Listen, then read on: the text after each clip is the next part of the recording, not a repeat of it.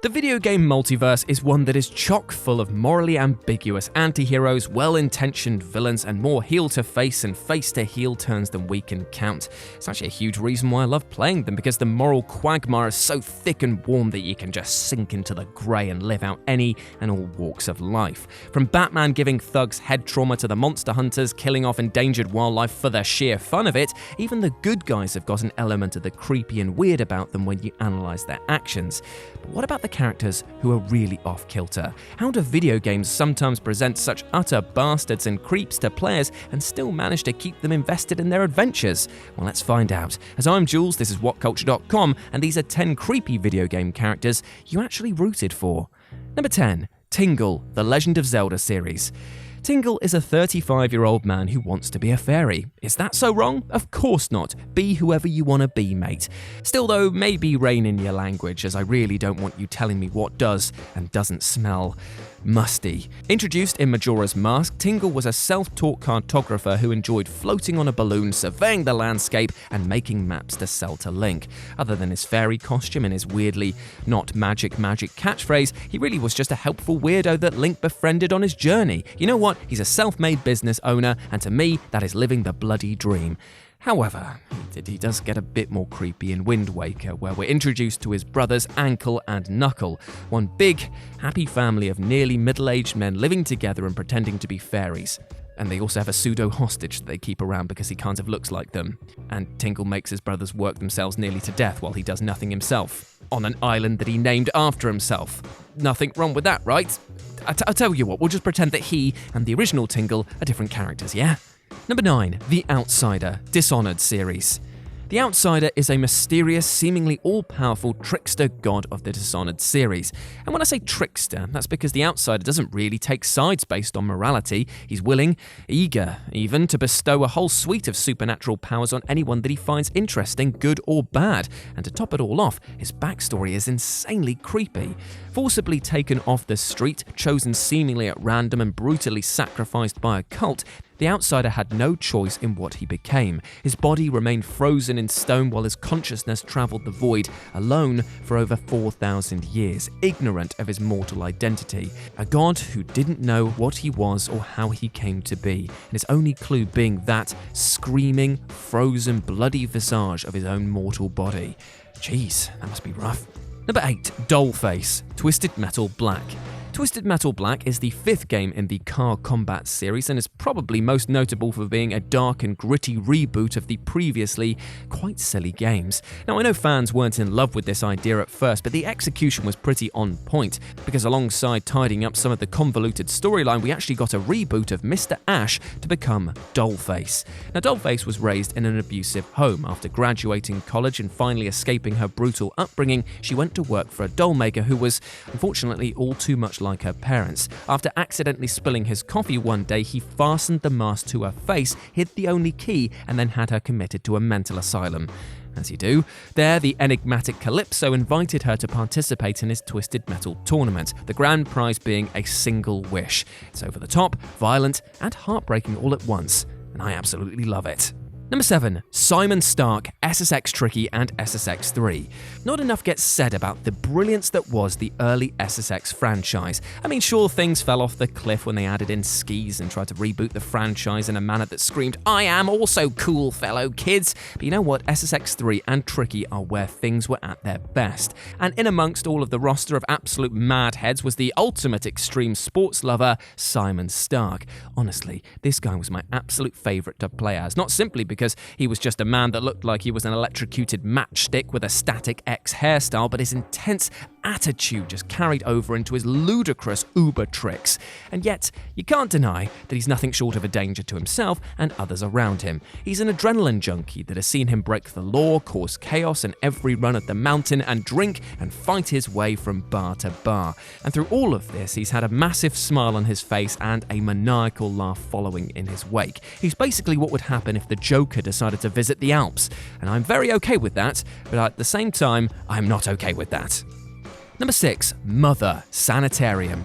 At the outset of this 1998 point-and-click adventure game Sanitarium, all you're supposed to know is that you're a patient in a hospital covered in bandages and that you cross into various alternate worlds in an effort to solve the mystery of who you really are. Pretty casual stuff for video games, right?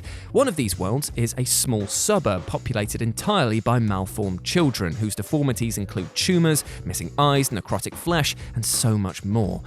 However, they seem weirdly content in these forms and unfortunately are all huge brats. What is creepier than all of this, though, is that when questioned about the whereabouts of all of the adults, all they have to say is that Mother has forbidden them from talking about that.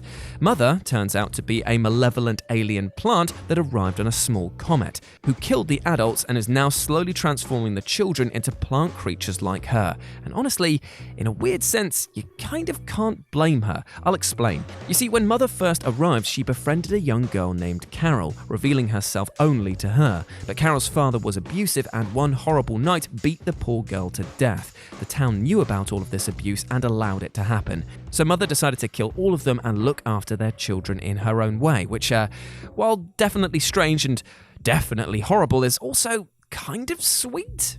Number 5, Trevor, Grand Theft Auto 5. Right, so Trevor is probably one of the most truly vile, unrepentant, irredeemable psychopaths in fiction, okay? And from a young age, Trevor was already killing animals and occasionally people, including his own brother. And yet, God, I can't believe I'm saying this, he's actually a pretty good friend. We're introduced to Trevor in the introduction of GTA 5, assisting the then-partners Michael DeSanta and Brad Snyder in an ill-fated bank heist. After Brad and Michael are seemingly mortally wounded, Trevor attempts to make a last stand fighting the oncoming small army of law enforcement just out of friendship to Michael, who convinces him to run. Being willing to go down in a hail of gunfire just out of solidarity with your friend when you could easily have saved yourself? Now that is loyalty. I mean, sure, it's absolutely batshit, but at the same time, he is definitely looking out for his day ones. Number 4, The Sorrow, Metal Gear Solid 3 Snake Eater. Like most of the bosses in Metal Gear Solid 3, the Sorrow was a member of the elite Cobra unit under the leadership of the boss. The two actually fell in love and produced a child who was notably born during the midst of the D-Day invasion of Europe during World War II. The two parted ways after the war, and due to a long series of Cold War-era espionage hijinks, the boss was compelled to kill her former lover, who had joined the Soviet Union for the safety of their son. And there's a lot more to it than that, but it's Metal Gear, I have to give you the bullet points, otherwise my brain will fall out of my ear. Encountered as a spirit, see, I told you it was going to get weird, in MGS3, his boss encounter is notable for how it confronts the player with their actions. In it, you guide Snake up a river, coming up against all of the spirits that you've killed up until that point. If you've gone for a non-lethal playthrough, then this encounter was actually the easiest in the game, but if you went around killing everybody, well, guess who's back? Bosses as well. The Sorrow is really just there to force you to look into the mirror and ask you, will you like what you see? Number 3, Lisa Trevor, Resident Evil 2002. Living in a dilapidated shack in the woods, arms bound, covered in dead flesh, Lisa is, to put it bluntly, absolutely messed up. Here in the Resident Evil 1 remake, she serves as an invincible enemy who will batter you like Scottish cooking if you get too close. But after hearing her backstory, you'll not want to touch her because honestly, she's been through enough. Lisa was the daughter of George Trevor, the architect hired by Umbrella Corp to build the puzzle-filled mansion that covers the secret laboratory that would go on to produce a zombie outbreak. After her father was killed to preserve Umbrella's secrets, Lisa and her mother were abducted and used as test subjects for the company's experiments. Her mother mercifully died shortly after. Lisa, however, was built of genetically sturdier stuff, and so she was experimented on over a 30-year period. And when they realised that they couldn't actually kill her, and trust me, they bloody tried, Umbrella just chucked her out to the woods to hopefully starve to death. Pretty rough, right? So after hearing that, you can't say that you hate her. Number 2, Emil, Nier. Emil is a young boy cursed with the ability to turn anyone who looks into his eyes into stone. Racked with guilt, Emil has chosen to live his life blindfolded with only his butler to assist him as he lives his lonely life. Now I know what you're thinking, that that's just sad and not at all really that creepy. But wait! As after a time skip, Emil enlists the hero Nier to help him find a cure for those he turned to stone by his power. And during the quest, Emil remembers that he was a lab experiment which was meant to lead to the creation of an ultimate weapon.